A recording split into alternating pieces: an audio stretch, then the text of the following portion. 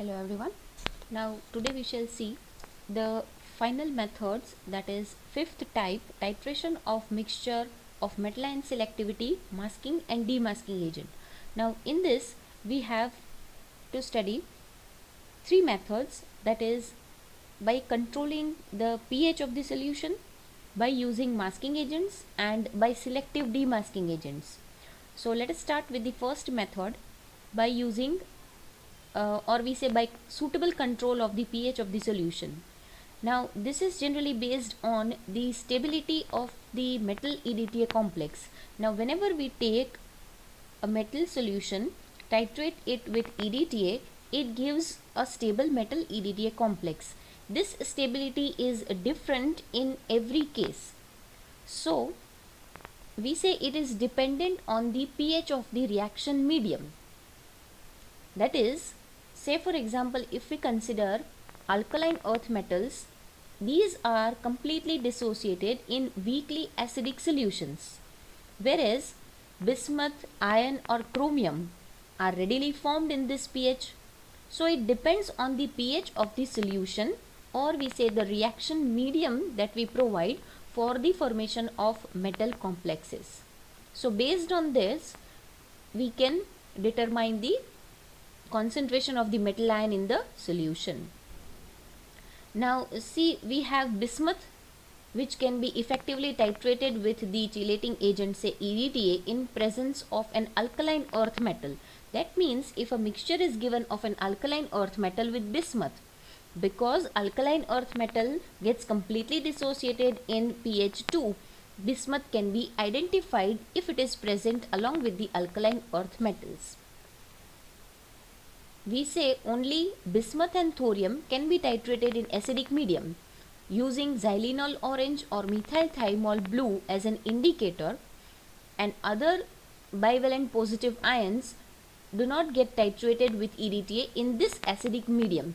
So when we are given a mixture of bismuth with any other bivalent metal ion, say we are taking lead here, using xylenol orange indicator, bismuth will get titrated first because it forms a complex within the pH range of 2 with EDTA. Hence, adding hexamine powder, that is used as an indicator, we get the bismuth in the pH range of 2, and after that we can determine the lead, which gives a complex with EDTA in the pH range around 5. So this is by controlling the pH of the solution. By suitable control of the pH of the given solution, we can determine a particular metal ion. Second method is by the use of masking agent. Now when we use masking agent, when the given solution contains a mixture of two or more metal cations, we can use the masking method, for which we require the masking reagent.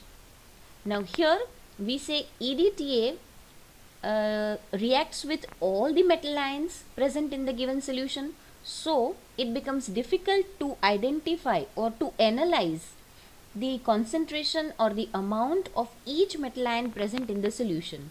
So for the estimation of a one particular ion, some reagent is to be added so that that particular ion forms a stable complex with the reagent added, and hence it becomes inactive and does not interfere in the analysis of the second metal ion which is present.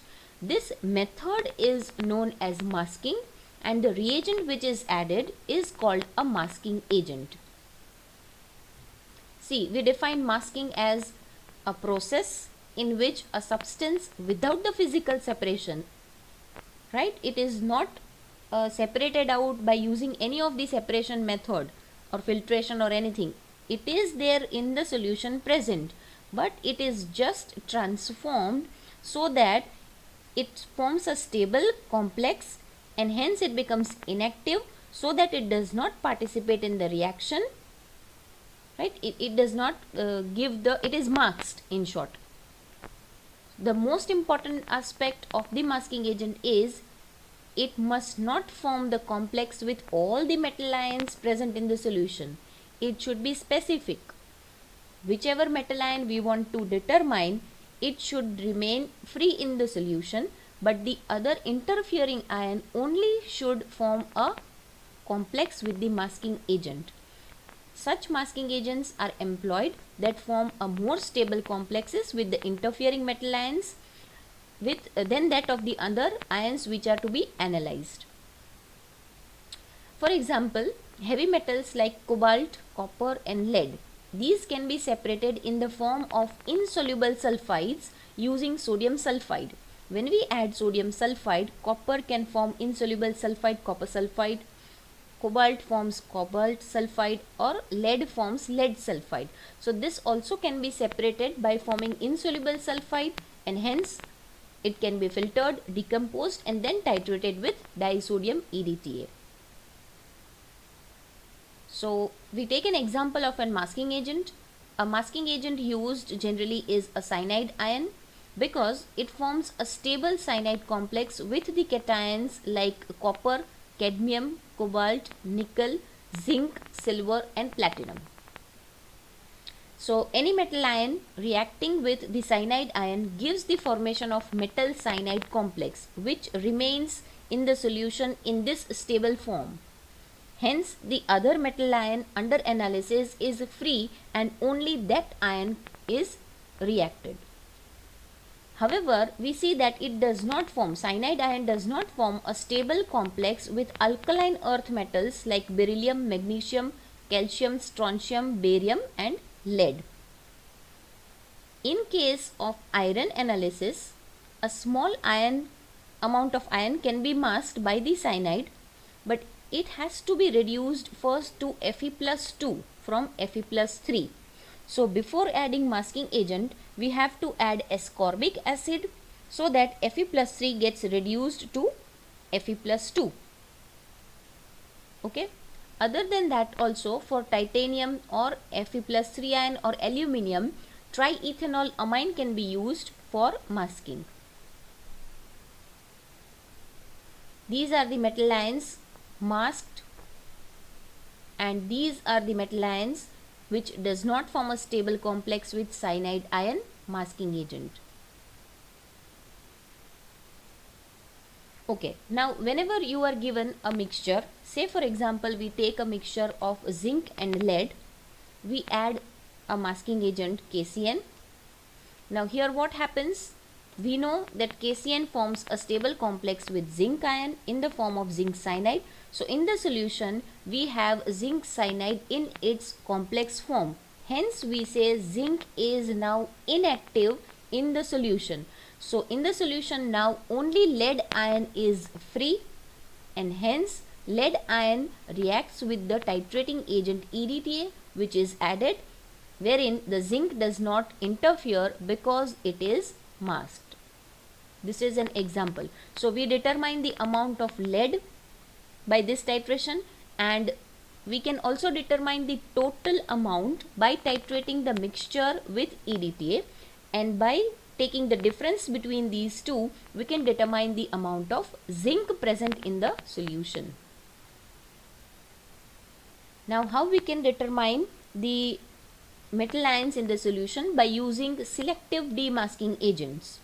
So what is demasking? First of all, this is the process of removal of the masking agent from the complex.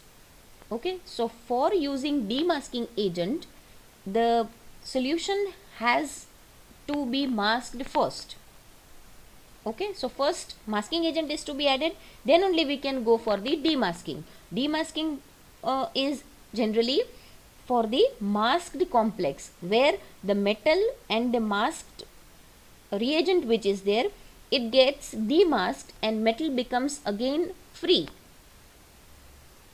Okay, so that the ability of the masked substance to participate in the reaction is recovered. This is applicable when we have a mixture of two or more metal cations present in the solution. So we have masked first, then again we want to react that metal ion, so it is to be demasked after it is masked. Say for example we have a stable cyanide complex of zinc and cadmium. These can be demasked using a mixture of formaldehyde and acetic acid. This is the demasking agent used, or by using chloral hydrate. So cyanide complex of zinc is taken. To that we add acetic acid and formaldehyde. Hence we get zinc in its free form again. So now zinc is again available to react with titrating agent EDTA, and we can determine the amount of zinc in the solution. When we are using this, when we have a mixture of 3 metal ions in the solution. So first we are masking, and then if we want to demask, we are using demasking agents. So liberated zinc can be titrated with standard EDTA solution, and we are using the method, we call it as masking demasking method, when a mixture contains more number of ions. So let us take the example of this successive titration of the metal ions using the masking and selective demasking agent.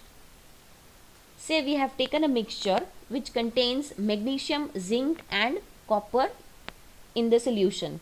Now we know that copper and zinc gets masked by adding cyanide solution.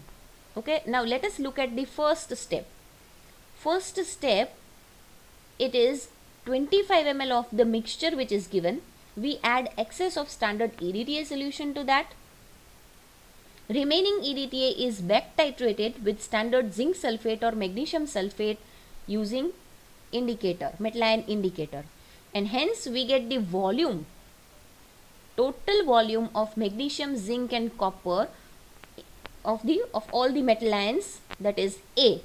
Say for example, here we are giving you magnesium, the mixture which is given, it contains 10 moles or 10 ml of magnesium.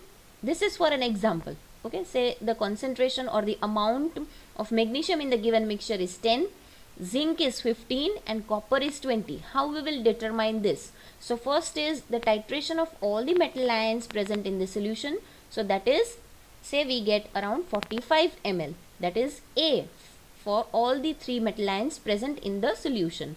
Second step, again we take 25 ml of this mixture of magnesium, zinc and copper, and now we add a masking agent.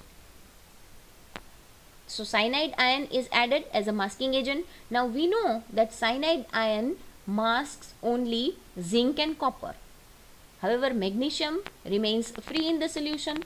So zinc and copper are masked here and forms zinc cyanide and copper cyanide complex. So these are now in its stable complex form, inactive form. So in the solution we have only magnesium ion free, that can be reacted or that is titrated with the EDTA solution. So volume of EDTA required will be equal to the amount of Mg plus 2, volume for Mg plus 2, that is, say for example 10 ml we are getting here. Now third part we say, to the second part only, to that solution only we add the demasking agent. Okay, now in the second part, what is present now? Mg plus 2, it is titrated with EDTA. Now in the solution we have zinc cyanide and copper cyanide complex. So on adding demasking agent, it is a selective demasking agent. So on adding mixture of formaldehyde and acetic acid or chloral hydrate, zinc will not zinc will get demasked and copper remains as it is.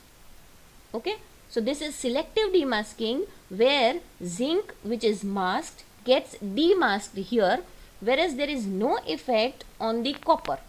So copper remains in its masked copper cyanide complex as it is, but in the solution we have now zinc in its free form. So now when we do the titration with EDTA, it will give the reaction or it will form a complex with zinc. So volume of EDTA, it is CmL, that is equal to 15 ml, is for only zinc. Now what is the data we have? Total volume for all the 3 metal ions, volume for Mg plus 2 and volume for zinc. So we can calculate the volume for the copper ion. So amount of copper ion is total minus magnesium and addition of magnesium and zinc. So 45 minus, for magnesium it is 10 ml reading we have got, and for the zinc we have got 15 ml. So we get here 20 ml which is for copper. So you can just compare this. We had taken 10, 15 zinc and copper 20. So in this manner we can use masking and selective demasking agent method for the determination of the metal ions present in the solution. Okay, thank you.